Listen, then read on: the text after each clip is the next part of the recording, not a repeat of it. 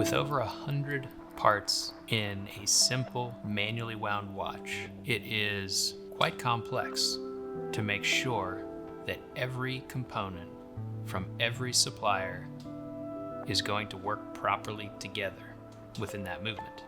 There are many suppliers involved in producing the components that go into one watch, and not every part comes with a 3D file. So in order to design watches where all of the components working together can be proven in a CAD file prior to manufacturing can become quite the task.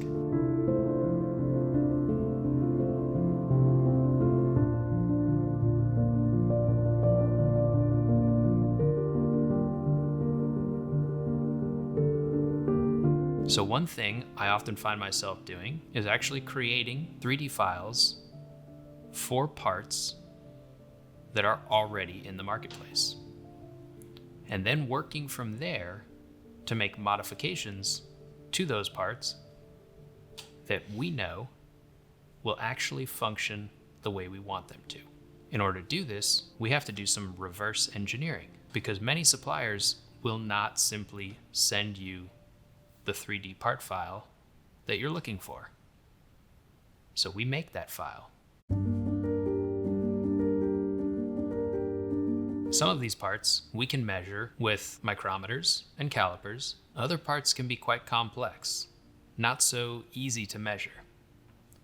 Things like wheels and pinions are a little more complex with the types of measurements we need to do. Measuring the width of a tooth on a wheel that has 80 teeth, that's a bit tricky if you're trying to do it with regular measuring tools like calipers and micrometers. So what I like to use is a measuring microscope. This way I can see the part and I can take measurements using the computer that's attached to the measuring microscope and measure things like the width of a tooth on a wheel accurately without having to actually touch the part, without having to have a measuring device physically clamping down on that tooth to determine the thickness. From these measurements, we can easily produce a 2D drawing in a CAD program and then turn that into a 3D drawing.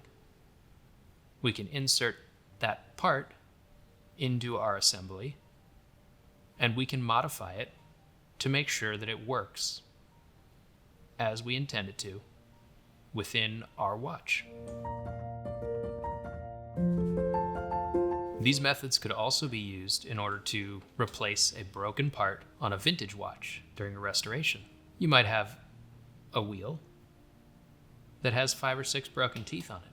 You could still measure that whole wheel using the measuring microscope, except for those 5 teeth. The good news is you can measure the other teeth, and using computer software, we can then add those teeth back in, and we will have an accurate drawing of exactly what we need to reproduce, either by hand or with the aid of a CNC machine, in order to get that watch running again with a brand new wheel.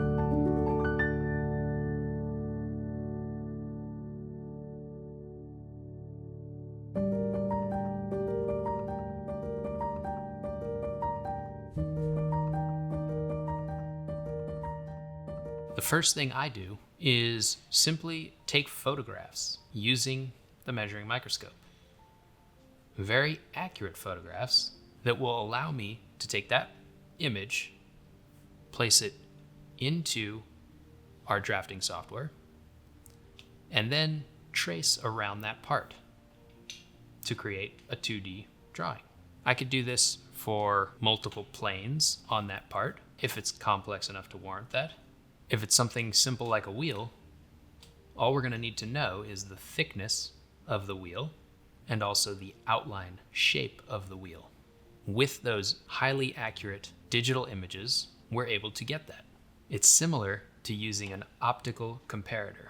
One thing we can also do with the measuring microscope, though, is take measurements for the diameter of a certain hole, maybe the through hole in a wheel, where the pinion will be riveted. This is going to be an essential dimension. And for that, we'll take a few extra measurements, point to point, so that we can determine exactly the diameter of that hole.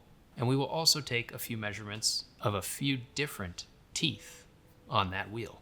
And then we will also take an overall diameter measurement for that wheel by taking points on the tip of at least 3 teeth.